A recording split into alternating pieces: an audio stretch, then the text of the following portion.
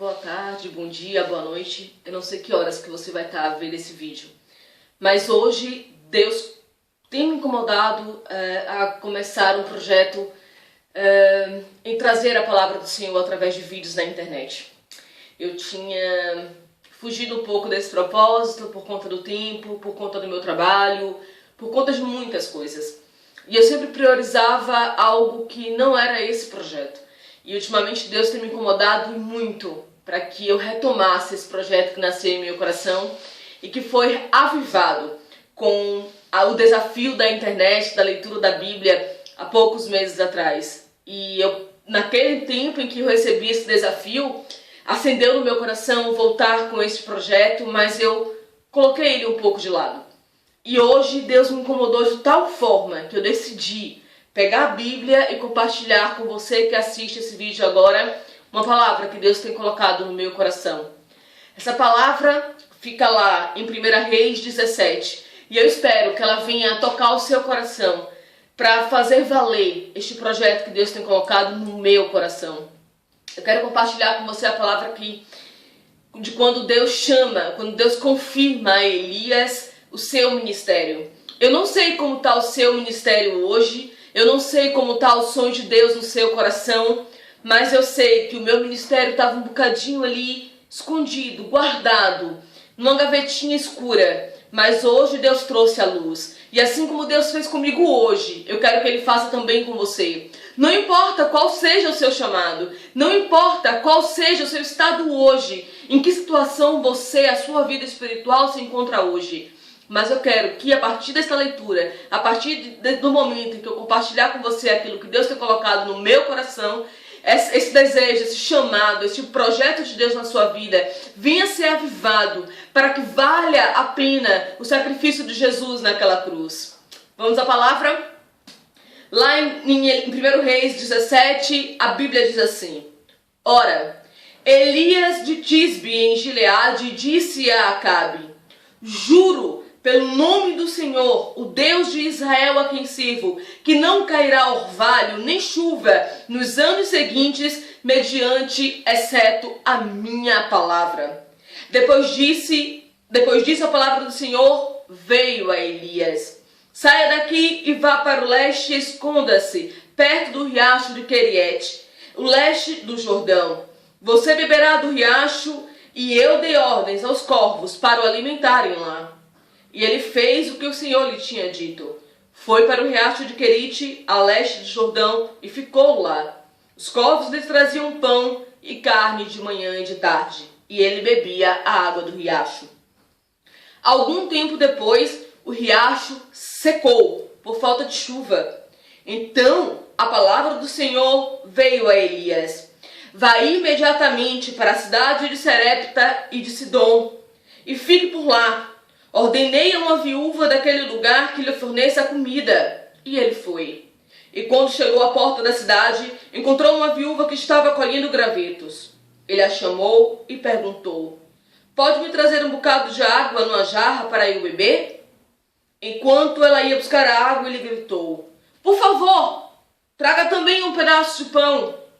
Mas a viúva respondeu: Juro pelo nome do Senhor, o teu Deus, que não tenho nenhum pedaço de pão, só um punhado de farinha num jarro e um pouco de azeite numa botija. Estou colhendo uns 2 gravetos para levar para casa e preparar uma refeição para mim e para o meu filho, para que a comamos e depois morramos.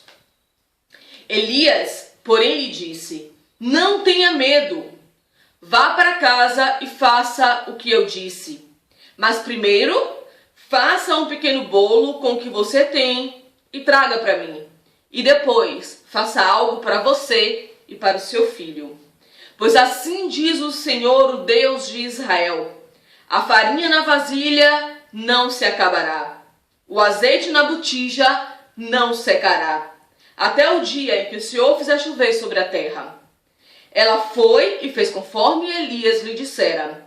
E aconteceu que a comida durou muito tempo, para Elias, para a mulher e para a sua família, pois a farinha na vasilha não se acabou, e o azeite na botija não secou, conforme a palavra do Senhor a Elias. Senhor Deus e Pai, que nesta hora o Teu Espírito venha nos guiar, Senhor, nos orientar, Pai, para que esta palavra não venha vazia, Senhor, mas cheia do Teu poder e alcance o coração daquele que nos assiste agora, Deus, para a honra e glória do Teu santo nome, Pai. Quando eu li essa palavra, Deus falou claramente ao meu coração que quando há um chamado de Deus, as coisas ao nosso redor vão colaborar para que isso aconteça. Para que o nosso chamado alcance a vida de outra pessoa. Para que o nosso chamado atenda ao propósito de Deus e transforme a vida de alguém. Uma família, um jovem, uma mãe, uma viúva, um filho, não importa. Quando Deus tem um chamado nas nossas vidas, Ele vai prover. E vai fazer com que toda palavra saída da nossa boca venha a se cumprir. E foi assim que Deus fez na vida de Elias. E quer fazer comigo, e quer fazer com você. Fazer com que a nossa palavra seja realmente algo vindo do trono de Deus, para transformar a vida de alguém. Quando Deus chamou Elias, parecia que algo estava acabando ali. Porque Deus tinha um propósito na vida de Elias, mas Elias ouviu o chamado de Deus e fez aquilo que ele queria que Elias fizesse. Elias foi para o lugar onde Deus queria que ele fosse, para leste, a esconder-se no riacho de Querite, a leste do Jordão. Havia um lugar específico, havia uma direção específica. E Elias fez exatamente aquilo que Deus queria que ele fizesse. Onde é o lugar específico que Deus quer que você esteja agora, neste momento? Qual é o chamado de Deus para a sua vida que você tem fingido não ouvir? Às vezes, Deus quer que a gente tome uma decisão de sair do lugar onde estamos para ir para um lugar onde Ele quer que a gente esteja.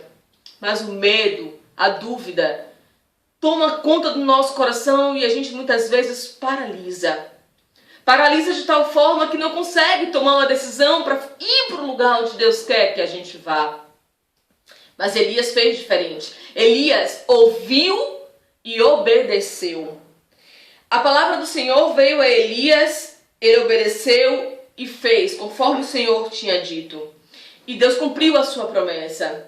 Não foi por falta de dinheiro, não foi por falta de vontade de trabalhar, não foi por falta de vontade de fazer aquilo que o próprio Elias queria, que ele passou fome ou passou necessidade. Não. Deus não só fez com que ele tivesse comida e água, mas fez com que Elias confiasse nele. E é isso que Deus quer de mim e de você. Que a gente confie no Senhor. Confie no seu chamado, confie naquilo que Ele tem para você. Quando Elias foi para lá, Deus disse a ele que ele supriria as necessidades de Elias. Mas passado um tempo, a água que ele bebia do riacho, a comida que ele comia, tudo estava a acontecer. Até que o riacho secou. Ora, Elias poderia ter entrado em pânico quando o riacho secou. Porque o riacho secou, era a fonte de água de Elias. E Deus só falou com Elias após o riacho secar. Deus poderia ter falado antes, ele poderia ter preparado Elias para aquele momento. Ele poderia ter dito a Elias, calma, o riacho vai secar, mas eu vou lhe trazer uma outra provisão. Mas não. Deus permitiu que o riacho secasse. Elias viu o riacho secar, mas continuou confiando no Senhor. E foi aí que Deus veio mais uma vez a Elias, lá no versículo 7, e diz, né? Algum tempo depois o riacho secou por falta de chuva. No versículo 8, então veio a palavra do Senhor a Elias. 9. Vá imediatamente para a cidade de Serepta de Sidom e fique por lá. Ordenei a uma viúva daquele lugar que lhe forneça comida. Meu irmão, minha irmã, o que eu aprendi com isso é que Deus, quando Ele manda você sair de um lugar para ir para outro, quando Deus quer que você saia do lugar que você está agora para ir para outro lugar, ainda que o riacho seque, ainda que você olhe para suas condições agora e diga, mas isso é um riacho a secar, Deus providenciará o seu suprimento, a sua comida, o seu alimento espiritual e lhe fará continuar a viver os planos dele. Foi isso que Deus fez com Elias. O riacho secou. Parecia que toda a providência de Deus havia acabado naquele momento. Mas Deus estava levando Elias para um outro patamar. Quando Elias chega naquele lugar, ele encontra uma viúva e parece que mais uma vez os planos de Deus não vão se cumprir. Porque a viúva olha para Elias e diz: eu juro em nome do Senhor, o teu Deus. Ela reconhece que Elias serve a um Deus todo-poderoso, a um Deus criador. Mas ela diz para ele: eu juro em nome do teu Deus que eu não tenho o que lhe dar. Eu não tenho o que lhe fornecer. Mas a fé de Elias, mais uma vez, entra em ação. E ele toma uma decisão de dizer àquela viúva, mesmo sem saber o que Deus iria fazer no minuto seguinte: vá. Faça o que lhe ordeno. Faça comida para o seu filho e para você, mas antes, faça um bolo e me traga. Elias não sabia qual era o milagre que ele ia viver no minuto seguinte. Ele não sabia que Deus ia prover mais azeite, mais pão, mais farinha para aquela mulher, para aquela família. Mas ele sabia que Deus ia fazer alguma coisa. Porque Deus havia falado a Elias que aquela mulher seria a fonte de alimentação dele. E a mulher vai, prepara o pão para Elias, o bolo, o traz, ele come. E a palavra diz, logo depois,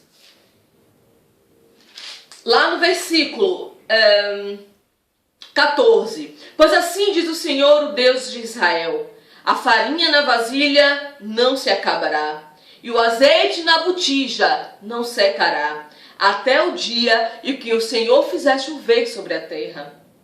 Muitas vezes, a gente está à espera da chuva primeiro. Primeiro a gente está à espera que Deus faça alguma coisa na nossa vida para que daí sim a gente decida obedecer. Mas não foi assim que Deus fez com Moisés, quando Moisés estava à espera que o mar abrisse. Deus ia realizar o milagre, Deus ia abrir o mar para Moisés e o povo de Israel passar. Mas primeiro, Deus deu uma ordem a Moisés: põe a mão sobre o mar, Moisés. E daí sim, quando Moisés decidiu obedecer, foi que Deus abriu o mar para o povo de Israel passar. Qual é o lugar, qual é a situação, qual é a circunstância na sua vida que você precisa hoje pôr a mão? Qual é o azeite em que você precisa acreditar que será multiplicado? Qual é a farinha em que você precisa acreditar que Deus vai operar um milagre para tomar uma decisão de ser verdadeiramente fiel? Porque a nossa fidelidade com Deus não é só não cometer pecados, não é só não a cometer sobre o outro, não é só não matar, roubar, não. Isso também é pecado, mas não é só isso que é pecado.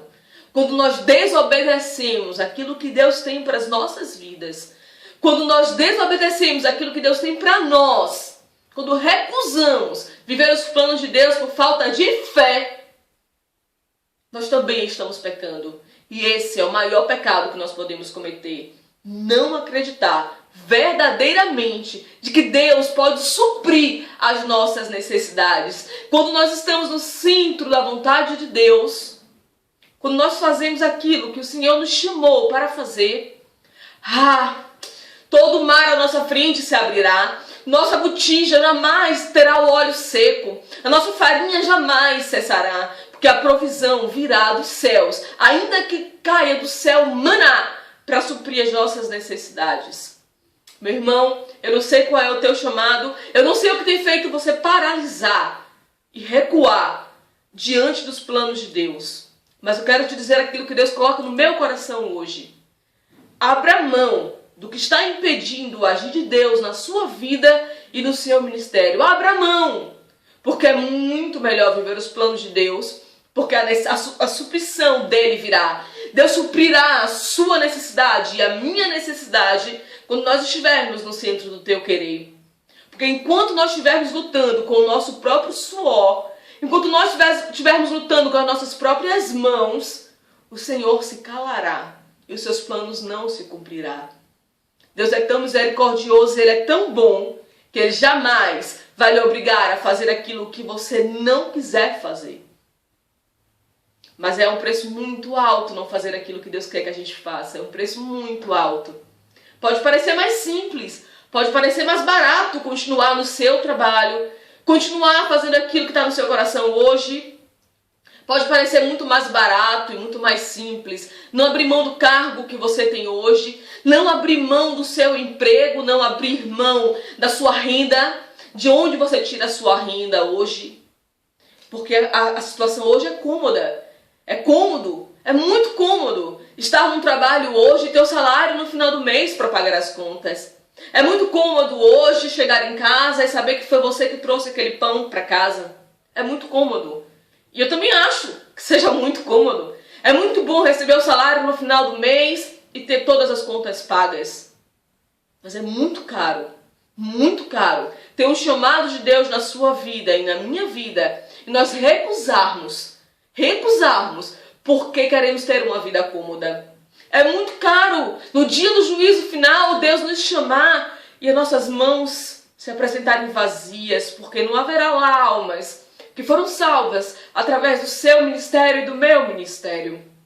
Não abra mão daquilo que Deus tem para você, porque será muito mais caro do que a vida que você leva hoje.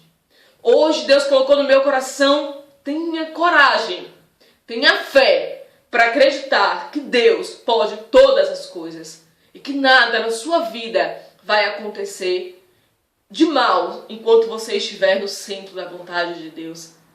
Pode o tempo passar, pode o vento soprar, mas nada vai acontecer enquanto você não abrir a porta. Porque a palavra diz, eis, estou à porta e bato.